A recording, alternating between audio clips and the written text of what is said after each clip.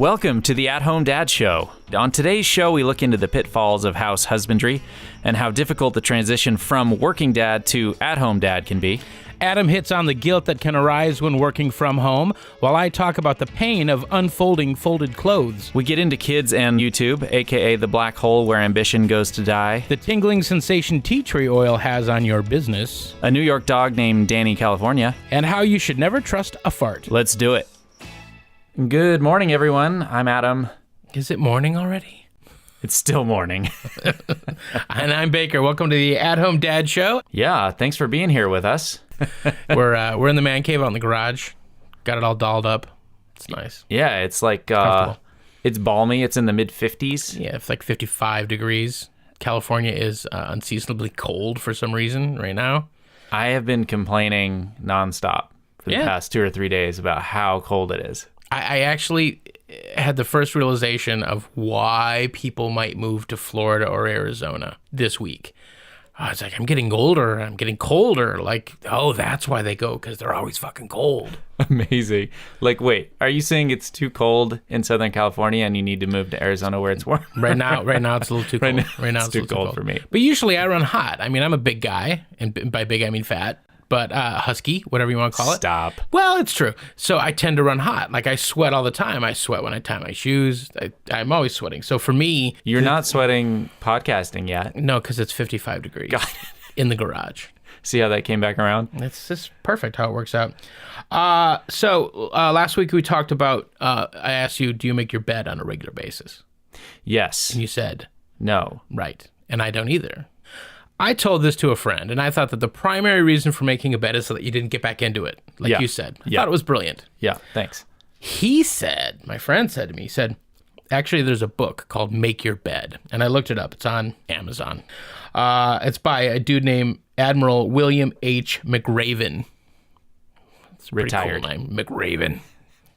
And it says that if you make your bed every morning, you will have accomplished the first task of the day. And some would argue that getting out of bed might indeed be the first task of the day. But it says it will give you a small sense of pride, and it will encourage you to do another task and another and another. And by the end of the day, that one task completed will have turned into many tasks completed. Making your bed will also reinforce the fact that little things in life matter. And if you can't do the little things right, you will never do the big things right. And what I take away from this is that I'm doomed. Because I don't make the bed. And I got a book that said don't sweat the small stuff. So I'm... so you're getting conflicting advice there. I am. Because this guy's saying sweat the small stuff. He said reinforce that the little things in life matter. Yeah. So we've talked about this a little bit before, but I actually look at taking the shower as that first big task of the day. For me, if I get my ass in the shower and get, ready, quote unquote, ready for the day, then I feel like I can take it on. I can do it. Whereas if I kind of laze around the house and I just feel worse and worse because I haven't, hit that reset button. Again, I'm doomed. Yeah. Which brings me to my question for you. Did you shower today? I didn't shower today, and I did not make the bed. Okay. And I'm worried about the little things now. So you worried about the small stuff, but you didn't take care of the small stuff. No, I was busy getting ready for the podcast, which is the big thing. Yeah. Did you shower yesterday? Stop. Okay. Well, stop this line again. This barrage of attacking my character. Yeah, I'll be honest. I kind of want to complain a little bit about this morning. It was not my favorite morning.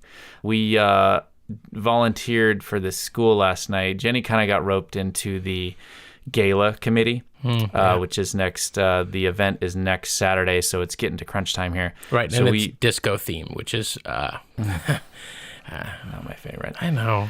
Fat guys don't fit well in disco clothes. But so we were out late doing gala things, and so we've just been getting into bed too late. And I mean, I'm one to complain. She's getting up at 5:30 in the morning. I don't have to get up till about 7, but still, we're both just exhausted. Right. And I think the kids were feeling it too. I couldn't get them out of bed, and they were just kind of in a pissy mood. And one of them all of a sudden springs that Owen was supposed to bring something for show and tell today, and he didn't put anything together. And And then he's like, I don't want to share anything. He's kind of got this weird thing where he really doesn't like attention on him, right? He doesn't like to be the center of attention. So he doesn't like show and tell.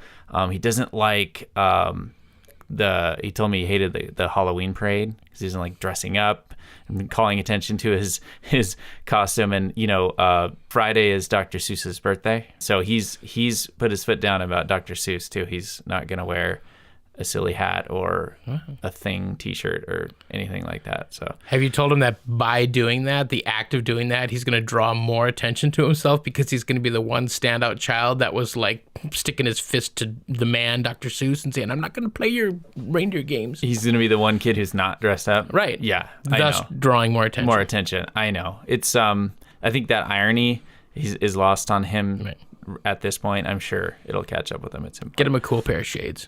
But it just kind of was one of those mornings. And then I found myself just kind of going on a rant about time management with Luke, my older one, because his time management skills they're actually starting to worry me a little bit. Really? Yeah. He actually managed to get like 3 days behind in homework. Ooh.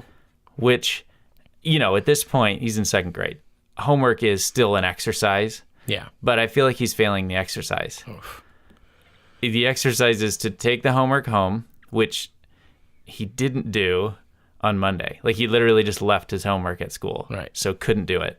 So he had that to do, and then didn't finish the next night's homework, so had to finish that, and then had last night's homework. So he had literally like triple homework.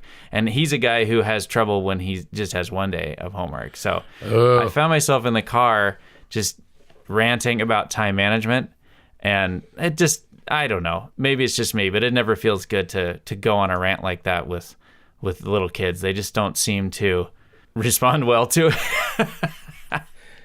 What is he doing when he's not doing his homework? Like, there is sort of time after school, and then there's bedtime, but there's time in between. What does he do? He loves YouTube. So he kind of seeks out those. I mean, this is a whole thing. There's these guys on YouTube who just do stupid shit, like eat tons of sour candy and then freak out. Is it like the try to make me laugh or try not to laugh videos? No, like it's called just videos like of these guys. Yeah, just like doing things that are stupid and then like freaking out. Like I said, like eating tons of really sour candy and then freaking out about how sour it is. Right. And I'm telling you, 8-year-olds just eat it up. They just love it. It's like stapling your hand to like the wall and then being like, wow, look, my hand is stuck to the wall. Yeah, like the title of the video will be like, amazing hand stapling trick, and then like they'll do it and then they'll just be like, oh my god, it hurts so much, and my kids are just rolling on the floor. So he's found this new one called Dude Perfect. What is it? Is this the guy that like shoots like basketballs like 3/4 of a mile and somehow miraculously gets them in? There are trick shots involved. Right. There are the one that I actually watched with them the other day, which actually I have to admit was kind of entertaining. They had a shark fishing contest. They were in Florida, and whoever caught the most sharks won. Right. And like the dude who won caught like 8 sharks. And it was from the beach. They had these giant poles, and they were just chucking it out into the waves. And they would drag out like 4-foot, I don't know, Nerf sharks. So I have to admit that one was pretty entertaining because they were literally just dragging sharks out of the water and then throwing them back. But there's people swimming all around while they're bringing them in. This was a beach that people were swimming at. What'd they use for bait? Like a chihuahua? That's a good question. I don't remember what they used for bait. So it's not really informative. They used sour candy. That's what they did. So no, it's not informative. And yeah, I mean, if you really want to kind of analyze it, I don't feel like there's a redeeming quality to these videos. It's just watching people behave silly. I don't know. I just don't know what the payoff is. So as a parent, is it your responsibility to sort of say, hey, let's do homework before we watch mindless videos?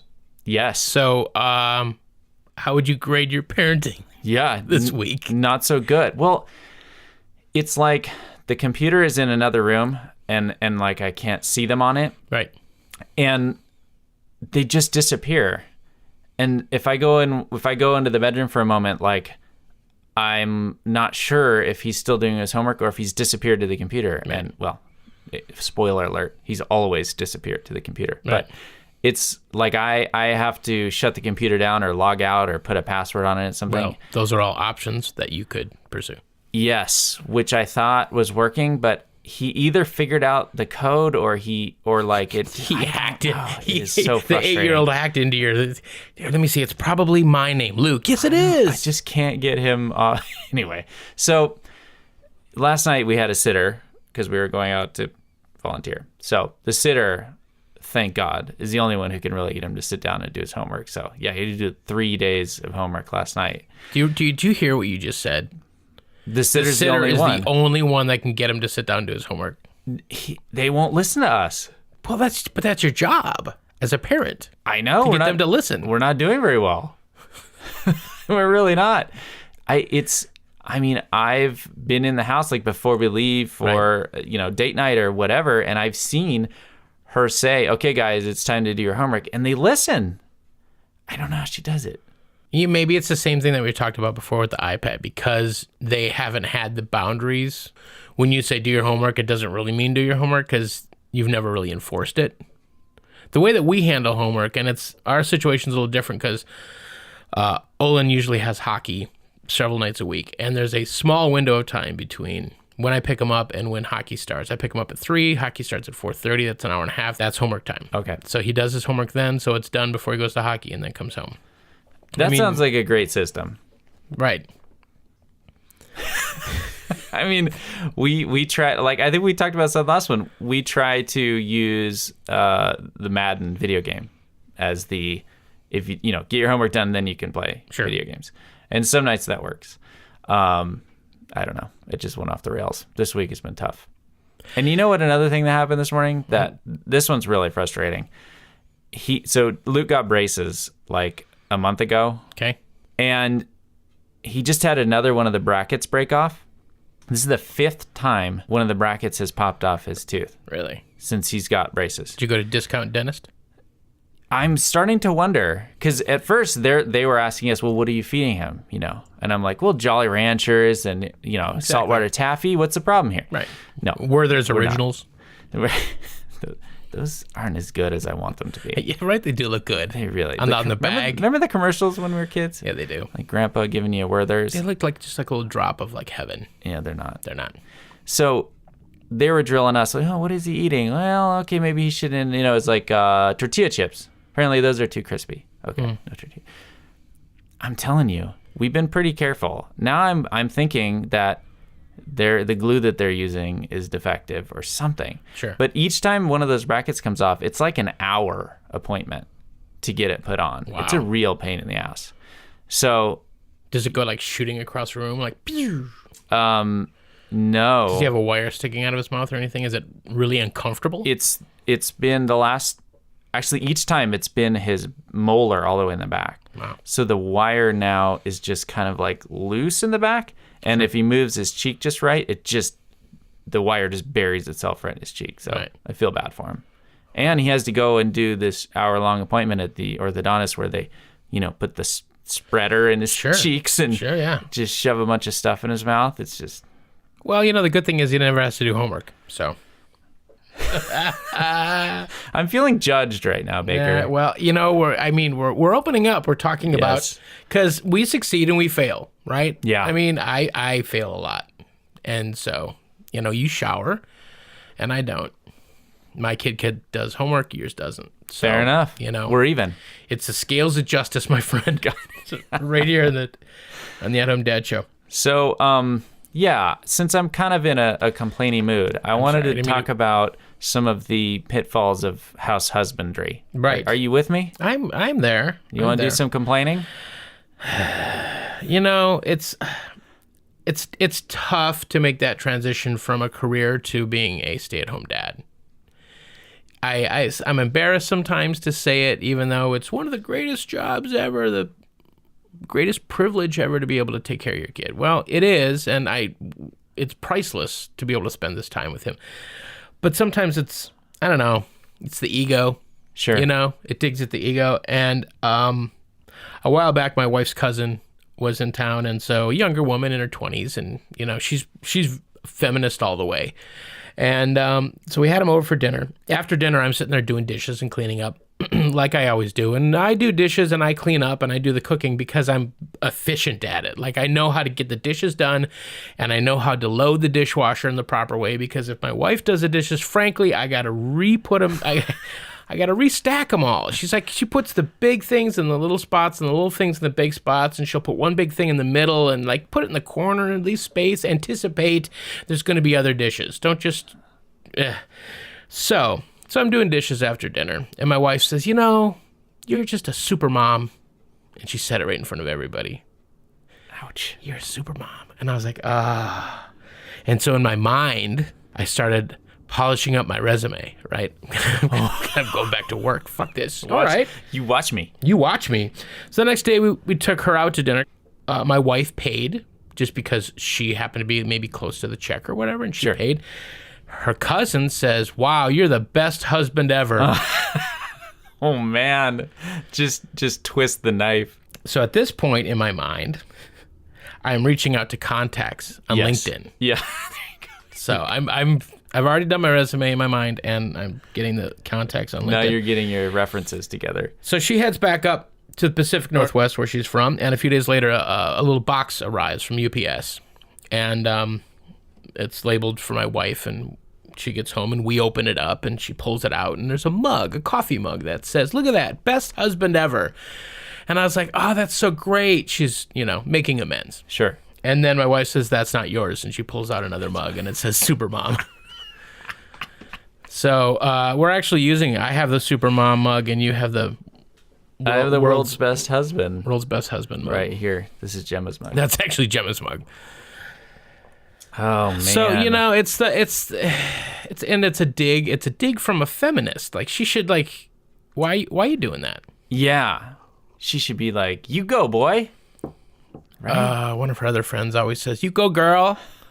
And I was like, "You stop that. You stop now." One day I said stop, and she's like, "I didn't know that bothered you." And I'm like, "You say it all the time. You're like, 'You go, girl.'" And I'm like, "Stop. I'm already like..." Did you have like a sit down with Gemma to like discuss your feelings? No, I just told her. It didn't need to be a formal sit down or anything. I just told her how I felt. But I had to tell her other friend. I said, "Don't call me girl. I don't like that." She's like, "Oh, I'm sorry. I didn't know you didn't like it." So she drove down from Sacramento, and she shows up one day, and she's like, "Hey, girl, how you doing?" And I was like, "Remember I said?" She goes, "Oh, I did." So I got out this little clicker that I have. It's this little handheld clicker that like bouncers have at clubs, and when you walk in, they're like, click, click, and we've 318 people. Yeah. So I started clicking it. Every time she said, "You can go, girl," or "Yeah, you cook it up, girl." She said, "How many do you think we're going to get to?" I said, "I think 36. She only got to 14, but cracked the shit out of that habit. Wow. Yeah. She does not say it anymore. So anytime anymore. somebody repetitively says something to you, just get out a fucking counter because they don't want to know. It worked. So, I don't know. It's hard. It's hard being a stay-at-home dad sometimes. It has great benefits. I get to spend time with him, and I'm turning 50 soon, and like, he's going to be growing up soon, and he's an only child. And it's like, it gives us this time to spend together, and I get to go pick him up, and we get to go to hockey, and we get to go do things. And sometimes, you know, I'll say to him, "Hey, do you want to play a date after school today?" And he goes, "No, you know what? I'd rather hang out with you." And I was like, "Oh, that's great." So it's fantastic, and I love it. And that, to me, is priceless. So I guess I'll take up, you know, I'll put up with some of the ridicule of being a super mom. Sure. Some of the slings and arrows. You know, I mean, just I'm mulling over our homework talk from a few minutes ago, and did I push a button? No. Yes, I did. I'm sorry. But what I'm thinking about, what I wanted to say was, we're gonna focus on it more, and I guess my point is, when we see some progress on this, like when he, you know, when he does his homework on time, when he finishes it, and that's very fulfilling as a parent. You know what I mean? It's it will be fulfilling. It will be, I'm sure. Well, but it's come and gone. Like we've had moments with him where his homework is up to date and he's kind of on it, and we've slipped over the last week or two. Right. But what I'm saying is, like, it's an incredibly difficult job, but it's also incredibly rewarding. It is. My mom always used to tell me, and I always used to think it was bullshit. She was like, you have to get your homework done before you do anything else. And I was like, no, I've got this figured out. I'm going to do all my other shit first, the fun stuff, because I've been in school all day and I need some fun time. And I'm going to go do my fun stuff now, and then I'll get it done later on. And then later on, I'm tired, I'm cranky, and I don't do it, and then it gets far behind. Yeah. That's so we've subscribed to the get your shit done first. Early. No, that's a good point. I was that procrastinator, and I don't want him to be that. Because Owen is more like that. When he comes home, he wants to get his homework done. He kind of enjoys it. Just God bless him, right? Fantastic. And Luke feels more like, hey, I've been stuck at school all day. I'd like some free time. Right. And it's kind of hard for me to argue with that. I understand where he's coming from. Right. He's felt like he's been somewhere he didn't want to be all day. And and sometimes I just want to give him that kind of freedom to kind of, sure, mess around before. I find that the hardest thing I think for us is changing gears. Like when you're doing one thing and then you change gear to another thing. So maybe the approach is you're in school, let's quick tack on the school stuff to the end of the school day, and then the rest of your day is all free time. And then transition. Because you're going to have to do it at some point. Yeah. Let's just get it out of the way now while you still got your school clothes on and you're still in school mode. It'll be super fast. Yeah, transitions are difficult, aren't they? And then then there's only one transition out. Yeah. There's not the transition to fun, then the transition back to homework, and then back to fun. I don't know. Yeah, no, transitions are difficult. I'm no fucking doctor. I am very unqualified to be doling out any advice. But here we are. Well, we have a podcast. It's America, so that's right. Right? All you have to do is have a podcast and you're an expert. That's right. So I mentioned this last time we chatted, but my work situation is actually kind of changing. We hired someone full-time, so I'm going to be quite a bit more part-time now, which I'm very excited about.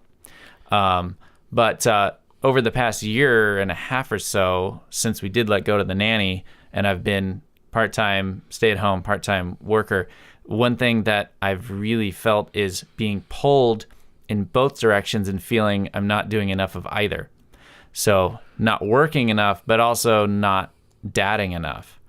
And that's been a tough one. I feel like when I'm on daddy duty, I'm feeling guilty that I'm not putting in hours at work. And when I'm working, I'm feeling like, hey, I'm supposed to be dad here, so I shouldn't park him in front of Madden while I finish up a few things at the end of the day. So it's sort of a perpetual state of guilt. I think that's been the most difficult thing for me over the past year and a half or so. It's been literally doing one, feeling like I should be doing the other, doing the other, feeling I should be doing the other. You know what I mean? Did that make any sense at all? It does make it. Absolutely makes a ton of sense. But you made a great point when I brought this up the other day, which is our wives are feeling this much more than I am, probably, because they're much more out of balance. They're working much more than they're momming, and I know I'll just speak for my wife personally, but she very much feels like she wishes she could be volunteering more at the school. She wishes she could be at the school more often during the day. Right. So she's feeling it much worse. I think it has to be so much harder for a mother to go to work than for a father to go to work during the day away from the house. Because, I mean, there's just that whole maternal bond that you have with your child. And then I think I said it the other week, is that she feels like sometimes she's an absentee parent. Yeah. She's got so much stuff on her plate. Yeah. And as does Jenny. And then to be away, it has to be hard. You said Gemma works pretty long hours, and then even when she's home, sometimes she has work to do? She's going to Canada on Friday to teach seminar, and she's not coming back till Sunday. And so, and then she's missing his hockey game. She's upset about that. And then back to work again Right. Monday. That's a whole weekend she misses, and then back to it. Yeah. And you can just see that the sort of guilt that she carries with that. But she is the sole breadwinner. She's providing for the family. She's creating the stability in the family, but still feeling that guilt. That's tough. Yeah. It's definitely a sense of accomplishment for her, but at what price? And if I were to go back to work, it wouldn't relieve any of that pressure from her, because her schedule isn't going to lessen at all. She's not going to have less speaking engagements. She's not going to have to work less hours. Yeah. So if I were to go back to work, it wouldn't relieve any pressure on her at all. Yeah, it wouldn't change that dynamic. By me staying at home, it is relieving as much pressure as I can from her. Getting groceries, picking up dry cleaning, stuff like that. Yeah. No, I mean, I think that for my wife, if she can't be at home or if she can't be the one who is with the kids, she wants it to be me. So, well, being home with them also isn't all it's cracked up to be. Let's go there, Baker. Let's do it. So our 8-year-old, the other day, I did the laundry and it was sitting in the dining room, and she gave him the basket, and all of his clothes were folded up in there very nicely that I had folded that day. And she gave him the basket and she said, "Hey, can you bring these to your room?" He said, "Sure." He's walking away. He's going to go put his laundry away. And she says, "Hang on a second. 2 more shirts." Puts 2 more shirts on top of his load. And he says, "Mom, stop putting stuff in the fucking basket." No. She was like, "What did you just say to me?" He said, "I said frickin'." She said, "You did not say frickin'." He said, "I did. I said frickin'." She said, "You did not. I heard fucking." So they're literally standing in the kitchen arguing over if he said frickin' or fucking or frickin'. And they're just flying back and forth. Oh my goodness. And so we decided, all right, the consequence for dropping the F-bomb is going to be that the next time we do laundry, you're folding all of your own laundry and you're going to put it away. You fold your own fucking laundry. You're folding your own fucking laundry. And so yesterday, this happened a couple of days ago. So yesterday, I do laundry, and I do all of the family laundry, and I fold it all. And it isn't until after I'm done folding it that I remember the consequence. Oh, no. And that he has to fold all of his laundry that I just folded. Do you know how painful it is to take a pile of folded laundry, perfectly folded laundry, and piece by piece shake them out, oh my goodness, and toss them back in, to unpair socks? But they had their pair. They were paired. They were paired off. And my laundry, like, I love folding my laundry because my clothes are big. Sure. And so if you get a basket of my clothes, it's like 3 shirts, pair of yoga pants, a couple pair of underwear. Oh my God. I can fold it in 35 seconds, right? Absolutely. But 8-year-old stuff, it's tiny. So many socks. So many socks and underwear and shirts. And he goes through a pair of pajamas a night. Do you guys milk a pair of pajamas for the week, or is it one a night? It's not a week, but it's definitely 2 to 3 nights. Oh my God. I feel like that's a sweet spot. They both one a night. And it's not because they're dirty, it's because they're lazy. And they just throw them down because Daddy will pick them up. Yeah. And so I've had the conversation with them. I've said, "Hey," and I try to use the we're in California argument that we need to, it's a drought. Yeah. But I really want to try to get them to wear things more than once, because I have perfected wearing a pair of pants for a week. I mean, I can get 7 to 10 days. You're really good at that. Because I change my underwear bi-weekly. So wait, is that every other week or I don't twice know. a week? I think we discussed this in the first episode, and I wasn't quite certain. Well, let me ask you this: does Olin take a bath every night before bed? No. Okay. And partially because he comes home from hockey and he's really, really sweaty and he smells like stinky hockey gear, so he doesn't.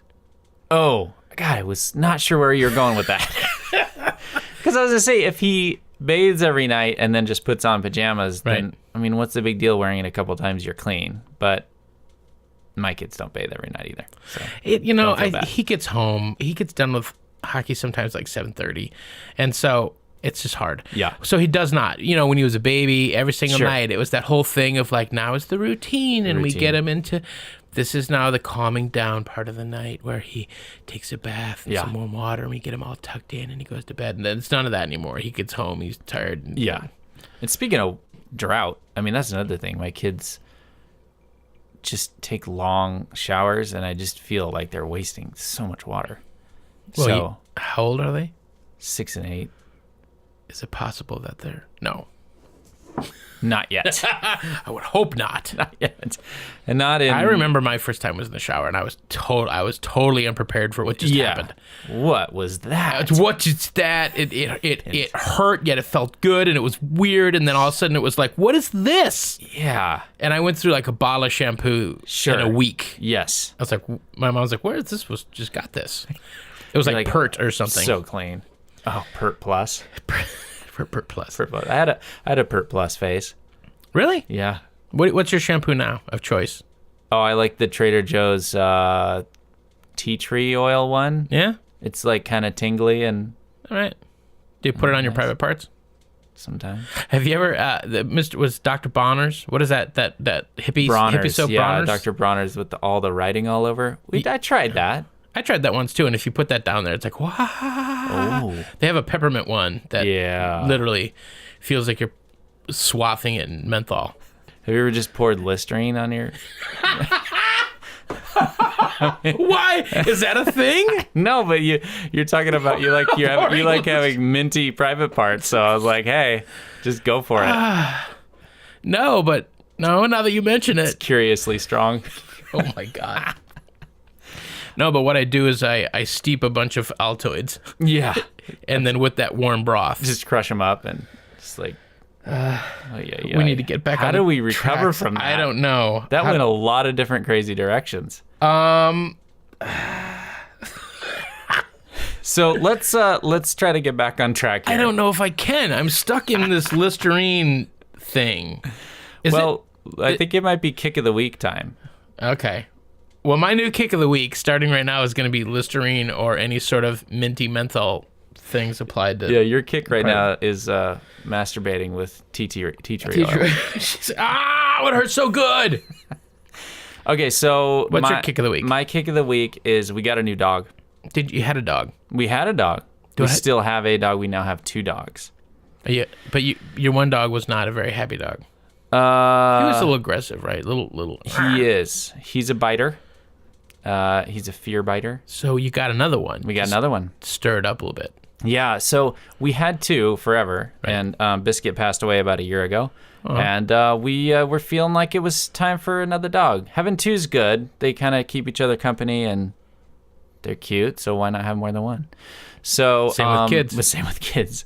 So, I really wanted the same kind of dog that Baxter is. So... long story short. Just to fuck with his mind even more. Like, I know. You look a lot like me, and you're younger. Are you taking my job? So anyway, we picked her up last weekend, and she's really sweet, really cute. So you got Baxter, and what's the new girl's name? Dani. That's her name. Yeah. So that's even more confusing. She came with that name. It's a little androgynous. Is it Dani with an I? It's Dani. Dani. Yeah. Like Dani California. Yeah. Just like Dani California. That's where it came from. Yeah, maybe it did. Although she's from New York. Song. What's the song about? I don't know. Chick from California. Aren't all Chili Pepper songs kind of about the same thing? I don't know. Under the Bridge is all about sex. No, that's about heroin. AKA sex. Okay, so you got a new dog. Got a new dog. So... Yeah, so the kick right now is trying to get her not to shit on the carpet in the house. Right. That's my kick right now. I'm really into it because I really want her to stop doing that. So you're going on the YouTube and you're going on all the blogs. So get this. So we got her on Saturday. She came in on a flight from New York. So she'd been like cooped up at least 12 hours. So we couldn't get her to pee outside. And I was like, this is 12, 14, 16 hours. How do you not? Honest to God, I swear to God, I didn't see her pee until the next evening, but I think she must have had an accident somewhere. I just haven't found it yet. Yeah, that's the problem. You're not going to find it till later. Yeah. Till you move the carpet and you're like, oof, look at the bottom side of that rug. And then here's the other thing that is tough is Baxter has a very sensitive stomach. When he gets stressed out, he'll just get diarrhea. And so the whole new dog situation. So not only has she pooped on the carpet once, but he's shit on the carpet too because he's all stressed out and can't hold it. Goodness. Yeah, there's a lot going on. And then if this is not crazy enough, so Dani's young. She's like 2. Baxter's like 11. So he's not really into playing. She really wants to play. So last night, Jenny and I literally had the conversation, should we get another one? Oh my God, so that really? she has someone to play with. I don't know if that's going to happen, but that's my kick right now is I got to get this dog house trained. Yes. She's supposed to be she is house trained. It's just the stress of a new situation. Oh. And she's still kind of figuring it out, but she's really cute. Her flight in from Yonkers was, she had to take the train, and traveling's hard when you're a dog. Syracuse, actually. Syracuse? Yeah. I know nothing. You couldn't have found a dog here. People are going to light you up. I know. No, my wife really wanted to rescue a dog, but here's the deal. She's kind of a rescue. You got an Ivy League dog. She's kind of a rescue. So she is the woman who owns her, does show dogs, and she's like not show quality. Right. So they don't want her. So she needed a forever home. Yeah, but she's not really a rescue. No. She's just a failed... She's a failed failure. Entertainer. You're a failed show dog. I know, but we've given her a home. I feel good about that. Nice. Is she gonna need counseling? Probably in her later years. That's gotta be fucked up. It's like, so you're a dog and you go and you're like being groomed to be in the spotlight, and then you realize you're not, and then all of a sudden you're in a crate, and then you end up at a climate that's cold, like California.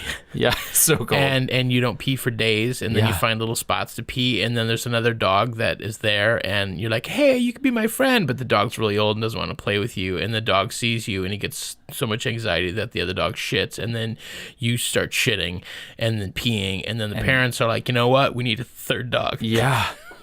I mean, it all makes sense, doesn't it? Right? I could have been somebody. Instead of just peeing in a corner and hoping no one finds it. Hell am I? Well, so that's your kick. Yeah. And I don't have a kick. I don't have a kick this week. Because I'm busy figuring out how to put a podcast on the air. Yeah. That's been our kick. That's been my kick. And, but you've been maybe taking a little bit more of the load. Well, I used to edit reality television, and right. I also used to direct TV news, and I've been an actor. And so I've done a bunch of this stuff, so it comes natural. So I've been editing, but I'm not a graphic designer, so I'm trying to come up with a logo. Yeah. And the logo has to like catch your eye, but yet it has to speak to what the show is the minute you see it. Yeah. It can't be misleading. We're breaking those norms, so let's sort of embrace them on our logo. Let's think outside the box. Oh, I like it. Oh, I have a question for you. You're onto something there. What? What the fuck's for dinner? What the fuck's for dinner? You go first. Last night we went to a sushi place. Tonight I have no idea. I never have. Whenever we do this, I never have an idea, and that's where the anxiety comes from. And I've gotten so used to it that I just know that later on tonight it'll be. Is tonight a hockey night? No. Oh, you know what tonight is? Tonight is Grandma picks him up and brings him to the piano, which means I need to cook dinner. Yeah. So I need to figure out what to cook. And we've done chili recently. I have a new thing where I get this sort of pre-made chili in one of those clear plastic tubs, and it's vegan chili. Okay. And I'm not vegan. I have been, but I'm not right now. And then I'll go get some ground beef or ground beef, or I'll get some turkey or something like that, and I'll do that with an onion, and then I'll throw an extra can of beans in, an extra can of tomato. So I'm sort of like gussied up someone else's chili. So you take the vegan chili and then you put meat I add meat in it. Nice. Yeah. That sounds good. So my wife has informed me that our friends are coming over for dinner.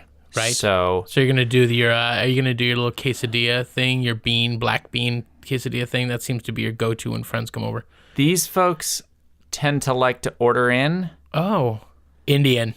Yeah. Are you doing Indian again? We might. They love Indian. We do a lot of pizza with them. Right. They like to order like pizza and pasta. Okay. We can't do Thai with them because their little one is allergic to peanuts. Right. So you guys are skinny. You can do pizza and pasta. Like I can't. That's just a carb nightmare. It's a carb fest. It is a carb fest. Do you exercise? No. You don't. How do you do it? You eat small portions. I've eaten with you. You eat small portions. Yeah, I have I have a relatively me and Baxter, sensitive stomach, both of us. Do you shit all over the house? I sometimes. Yeah. Have you ever sneezed and accidentally shit yourself? No. I have. Have you? Yeah. And you hold it in, you're like, oh no, what have I just done? Really? Yeah, yeah. And you know what? You're younger than me. You're a decade younger than me. Okay. 9 years. It'll happen. So my dude, you get this to look forward to. sphincter is still strong enough to withstand I think so. a good sneeze. Yeah. Or else you let him out. I hold him in sometimes. Holding him in is, you can never trust a fart. Never trust a fart because it might not. It might be more than that. And it happens. So I'd say that my if I have smaller portions of, and I have to kind of stay away from really rich, greasy things, I tend to be better off. And thankfully that aligns with a relatively healthy diet, so I can not exercise. That's nice. I'm okay. My body craves rich, greasy things. Well, mine does too. Don't get me wrong. I could give a shit about sweets. Really? I don't care. Yeah. I like it all. I have a sweet tooth. So if, you finish up a meal and, the waiter comes by and says, would you like to see a dessert menu? Yes, I would. You do that every Absolutely. I teach Owen that dessert is evil. Really? And that people who eat dessert are fucking evil. Are also evil? Also evil. I agree, it is. But the question was, do I want to see a dessert menu? And the answer to that is yes. Right. I do want to see a dessert menu. So speaking of dessert, I think it might be time for us to get on our way. Yeah. So we are on Twitter at Home Dad Show, and Instagram, same thing, Home Dad Show. I just started a Facebook page for us. Nice. Home Dad Show. All right, boys and girls, moms and dads, whoever's listening. See you next week. See you next week. Take care, Baker. Bye.